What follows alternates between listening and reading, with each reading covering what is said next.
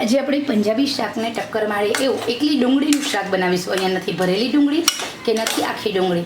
અહીંયા આપણે ડુંગળીનું શાક થોડું ડિફરન્ટ રીતે બનાવ્યું છે, છતાં પણ જો મસાલેદાર ગ્રેવીવાળું આ શાક બન્યું છે। અહીંયા ગ્રેવી પણ નથી કરવાની, તો પણ તમારું આ શાક વધારે ટેસ્ટી લાગે છે। ચલો જોઈએ રેસીપી। આજે આપણે બનાવીશું ડુંગળીનું શાક। અહીંયા આપણે જે રીતે ડુંગળીનું શાક બનાવવાના છે સ્ટેપ બાય સ્ટેપ રેસીપી જોતા રહો।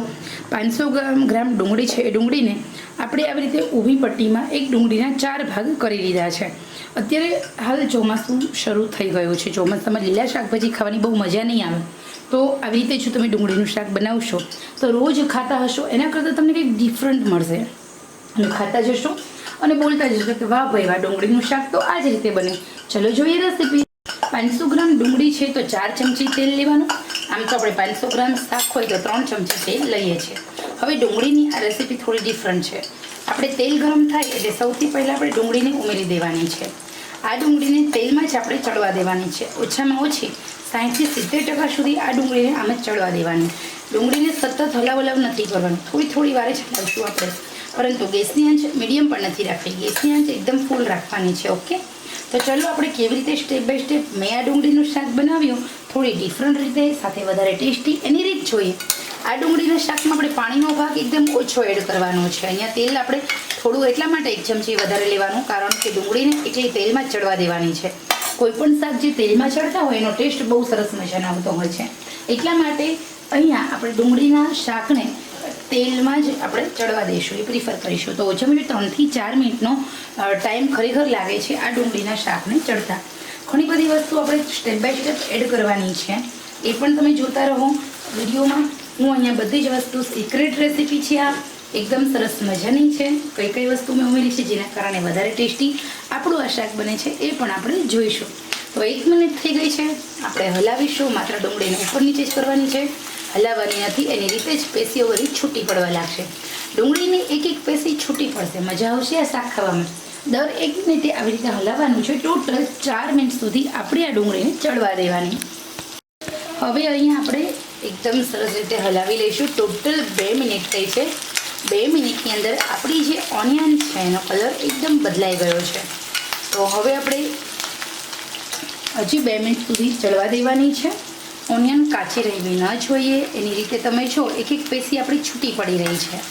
તો આ શાકની ખાસિયત એ છે કે આ શાક છે એ એકવાર તમે બનાવો, બહુ મજા આવશે ખાવાની। ટેસ્ટી લાગે છે, સ્વાદિષ્ટ લાગે છે, મજેદાર લાગે છે, નાના મોટા સૌ કોઈને ભાવે એવી આ રેસીપી છે। સ્ટેપ બાય સ્ટેપ પરફેક્ટ વસ્તુ ઉમેરતા જવાથી આ શાકનો ટેસ્ટ 4 ગણો વધી જાય છે। તો હવે આપણે અહીંયા એક ટામેટું ઉમેરવાનું છે। ટામેટાને આપણે ઝીણું ઝીણું સમારવાનું નથી, ટામેટાને આપણે મોટા મોટા પીસીસમાં સમારવાનું છે। તો ખરેખર આ જે રેસીપી છે એની અંદર ટામેટું ક્યારે ઉમેરવાનું, તો આપણી ઓનિયન છે તે આવી રીતે 50% ચડે અને 50% ઓનિયનની પેસીસ છૂટી પડે એટલે આપણે એક ટામેટું ઉમેરવાનું છે। હવે આપણે હલાવી લઈશું।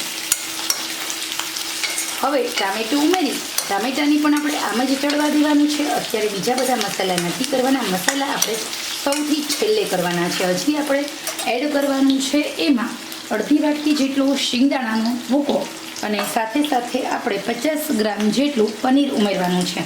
પનીરને આપણે મિક્સરમાં ક્રશ કરી લેવાનું, જેના કારણે પનીર છે એનો ટેસ્ટ બહુ સારો આવે એટલા માટે। તો પનીર આપણે ક્યારે ઉમેરવાનું છે એ પણ હું તમને કહીશ।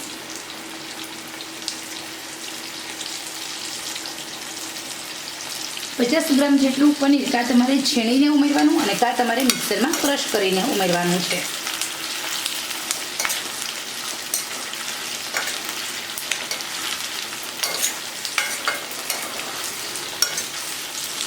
સુગંધ આવવા લાગી છે, બહુ સરસ મજાની સુગંધ આવે છે। હજી અમુક ડુંગળી છે એની પેશી છૂટી નથી પડી, એટલે હજી 1 મિનિટ સુધી આમ જ આપણે ચડવા દેવાનું છે। ગેસની આંચ મેં ફૂલ રાખી છે, ગેસની આંચ સ્લો બિલકુલ કરી નથી। હવે 1 મિનિટ થાય એટલે મગફળી ઉમેરી દેવાની, મગફળી પછી આપણે પનીર ઉમેરી દેવાનું છે। પનીર આપણે મિક્સરમાં આવી રીતે ક્રશ કરીને ઉમેરવાનું અને મગફળી પણ ઉમેરવાની। પનીર ઘરનું બનાવેલું તાજું છે એટલે પનીર છે એનું છીણાશે નહીં, એટલે મેં મિક્સરમાં ક્રશ કર્યું છે। તો હવે આપણે મગફળી હોય એને પણ અત્યારે મસાલા કર્યા વગર તેલમાં ચડવા દેવાની અને પનીરને પણ આપણે ઉમેરી દેવાનું છે. હવે આપણે ગેસની આંચ સ્લો રાખવી પડશે. શું કામ? કારણ કે આપણે જે વસ્તુ એડ કરી છે પનીર અને મગફળી એ તળીએ ચોંટી જાય એટલા માટે આપણે આ વસ્તુ પાછળથી ઉમેરવાની, પહેલાં બિલકુલ ઉમેરવાની નથી. મગફળીનો ભૂકો છે એ શેકેલા શિંગદાણાનો લો, કાચા શિંગદાણાનો લો, કોઈ પણ લઈ શકો છો. અહીંયા આપણો મગફળીનો ભૂકો છે એના હિસાબે આપણી ડુંગળીનું જે શાક છે એનો ટેસ્ટ બહુ સારો આવવાનો છે. સૌથી પહેલાં ટેસ્ટ અકોર્ડિંગ નમક ઉમેરી દેવાનું છે, હળદર ઉમેરી દેવાની છે, થોડું અમથું કાચું જીરું પાછળથી ઉમેરીશું. સાથે અહીંયા આપણે કશ્મીરી લાલ મરચું, રેશમ પટ્ટો લાલ મરચું, થોડું તીખું હોય તો આ શાક વધારે મજા આવે છે. અને સાથે ગરમ મસાલો ઉમેરી દેવાનો છે. ધાણા જીરાને બદલે મેં કાચું જીરું ઉમેર્યું છે કારણ કે કાચું જીરું છે એ હંમેશા પાચન શક્તિ વધારે છે એટલા માટે. તો હવે અહીંયા આપણે આ શાકને હલાવી લેવાનું છે.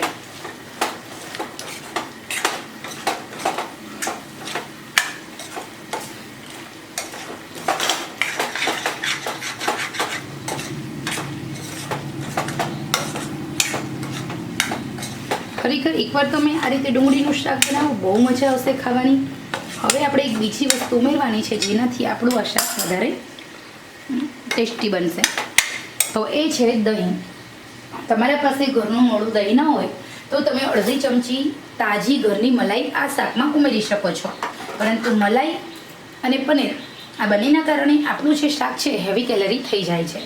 તો અહીંયા ટેસ્ટ બેલેન્સિંગ માટે 1 ચમચી મોડું દહીં ઉમેરવાનું. ખરેખર આ જે શાક છે તે અત્યારે બપોરના લંચના ઓપ્શનમાં આ શાકની સાથે પરોઠા બનાવવાની છું. તમારા ઘરે કોઈ ગેસ્ટ આવે છે તો સાંજે તમે કાઠિયાવાડી ભોજન ખાવાના જો ગેસ્ટ શોખીન હોય તો આ રીતે શાક બનાવજો. આ શાક બહુ સરસ લાગે છે. આ શાક કોઈ પણ શિયાળો હોય, ઉનાળો હોય કે ચોમાસું હોય, કોઈ પણ ઋતુમાં તમે આ સબ્જી બનાવી શકો છો. તમારા ઘરે કોઈ ગેસ્ટ આવે છે ને જ્યારે તમારા પાસે બીજા કોઈ શાક નથી ત્યારે આરામથી તમે આ સબ્જી બનાવો અને તમારા આવનાર ગેસ્ટના સ્વાગતમાં તમે આ સબ્જી બનાવી શકો છો. તો ખરેખર મિત્રો આ સરસ મજાનું શાક માત્ર તમારા માટે છે. ખાઓ, પીઓ અને મોજ કરો. આજે આપણે પંજાબી શાકને ટક્કર મારે એવું એકલી ડુંગળીનું શાક બનાવીશું. અહીંયા નથી ભરેલી ડુંગળી કે નથી આખી ડુંગળી.